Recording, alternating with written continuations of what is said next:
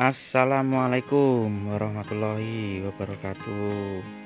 Salam jumpa kembali dengan channel Nafisa Nurseri. Gimana kabarnya sahabat Nafisa Nurseri pagi ini? Semoga selalu dalam keberkahan serta lindungan dari Allah Subhanahu wa taala. Sahabat Nafisa Nurseri, amin. Kali ini saya akan membahas tentang kesalahan-kesalahan mendasar dalam merawat tanaman aglonema. Seperti kita ketahui bahwasanya tanaman ini banyak digandrungi baik para bapak-bapak maupun para ibu-ibu ya.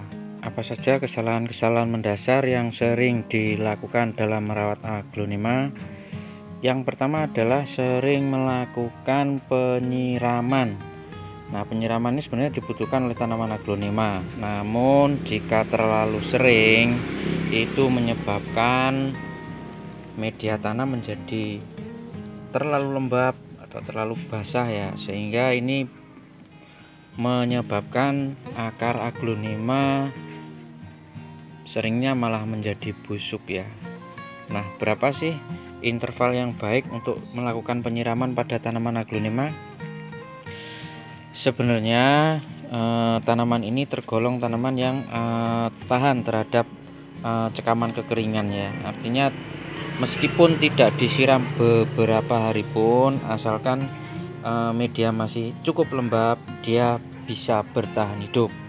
Nah, saran dari Nafisa Nurseri kalau melakukan penyiraman itu cukup 3 atau 4 hari sekali. Jadi seminggu kurang lebih 2 kali melakukan penyiraman. Kesalahan yang sering dilakukan kedua kali adalah melakukan penjemuran sinar matahari atau full simat ya. Jadi sebagian orang memang mengetahui bahwa fungsi daripada sinar matahari ini adalah untuk membantu proses fotosintesis ya. Tujuannya memang kalau ketersediaan sinar matahari ini tercukupi, pertumbuhan bisa maksimal. Namun khusus untuk tanaman aglonema ini tidak bisa dilakukan penjemuran atau ditempatkan pada sinar matahari yang full, karena tanaman ini batangnya adalah termasuk batang yang berair dan daunnya cukup lunak ya, sehingga kalau misalkan dia dilakukan penjemuran secara full itu menyebabkan daun malah gosong ya. Nah, ini salah satu contoh akibat daripada yang disebabkan oleh menjemur aglonema pada sinar matahari yang terlalu terik dan terlalu lama ya. Jadi menyebabkan daun gosong. Sangat disayangkan ya. Kesalahan yang ketiga adalah jarang melakukan penggantian media. Jadi media tanam yang jarang diganti itu teksturnya akan menjadi padat dan itu menyebabkan proses pertumbuhan daripada akar itu akan terganggu. Kemudian proses penyerapan sari-sari makanan pun juga akan terhambat ya. Jadi saran saya lakukan proses penggantian media tanam itu maksimal 6 bulan, bisa 4 bulan sekali atau 5 bulan sekali, maksimal 6 bulan. Tujuannya agar menjaga media tanam agar tetap gembur, sehingga pertumbuhan daripada tanaman aglonema itu bisa lebih maksimal. Kesalahan yang keempat adalah penggunaan pot yang terlalu besar. Kenapa di sini saya jadikan sebagai kesalahan ya?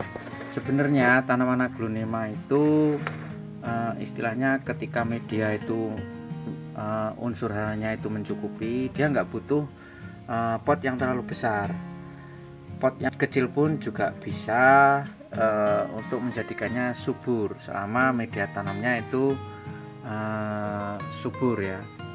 Nah, justru pot yang terlalu besar yang tidak sesuai dengan ukuran daripada tajuk atau daun daripada aglonema, jadi menyebabkan medianya itu kadang terlalu lembab dan itu yang merangsang penyakit daripada jamur maupun bakteri bersarang ya.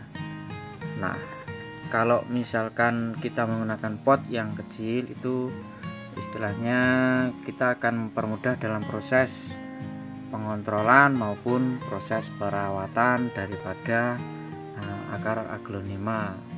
Kesalahan yang kelima yang sering dilakukan dalam merawat aglonema adalah terlalu sering melakukan penyiraman dengan micin atau vetsin atau istilahnya bahan aktif monosodium glutamat ya.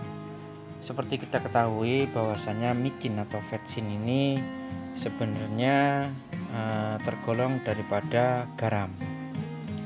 Jadi sifat dari garam itu bagi tanaman adalah dia memang bisa menyuburkan jika diberikan dalam jumlah kecil. Namun jika diberikan dalam jumlah besar justru bisa meracuni daripada tanaman tersebut ya.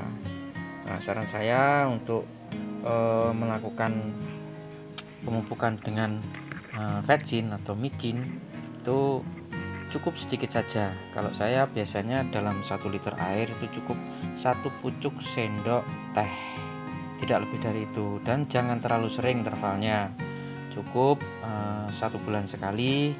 Itu akan bisa merangsang pertumbuhan aglonema.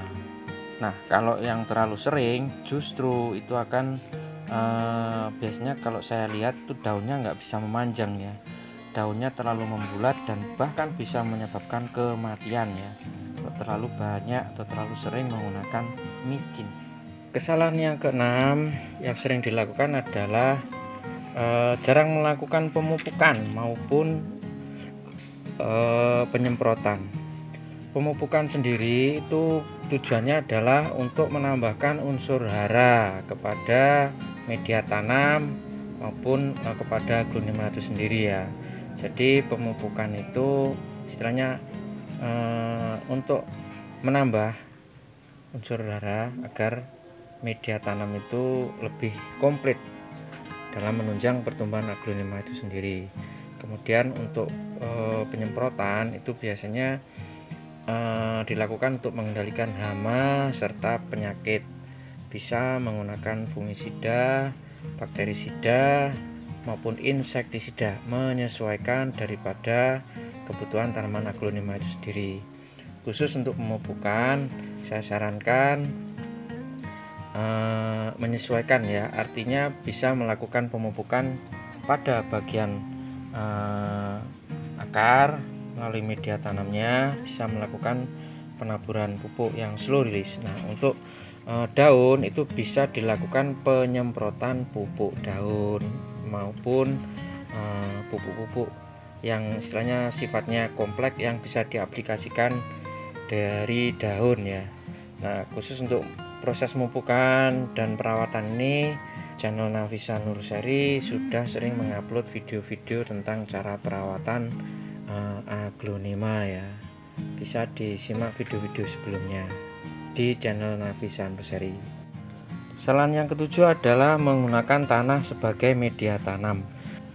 Saya tempatkan pada bagian akhir karena sebenarnya boleh-boleh saja menggunakan tanah sebagai media tanam. Namun di sini ketika kita menggunakan tanah sebagai media tanam itu ternyata lebih banyak berisiko menyebabkan tanaman aglonema itu kurang berkembang daripada kita menggunakan media campuran yang sifatnya poros ya. Di sini saya sering mengupas bahwa media tanam yang sering digunakan oleh Nafisa Nurseri itu adalah campuran daripada sekam mentah, sekam bakar, pupuk kandang yang sudah difermentasi. Kemudian media ini juga perlu dilakukan fermentasi sebelum digunakan supaya tidak menimbulkan keracunan pada tanaman aglonema kita. Saran saya gunakan media tanam yang cukup poros seperti yang saya sebutkan tadi ya, agar pertumbuhan aglonema kita bisa lebih tumbuh maksimal. Mungkin itu tadi 7 kesalahan fatal yang sering dilakukan oleh para hobiis ataupun para pemula yang memiliki tanaman aglonema, yang menyebabkan tanaman aglonema itu justru tidak berkembang ya, istilahnya sering terkena penyakit, pertumbuhannya lambat, sering lonyot dan lain sebagainya. Itu tadi tips dari Nafisa Nurseri. Mungkin bagi para senior-senior yang lain punya tips yang berbeda dengan Nafisa Nurseri.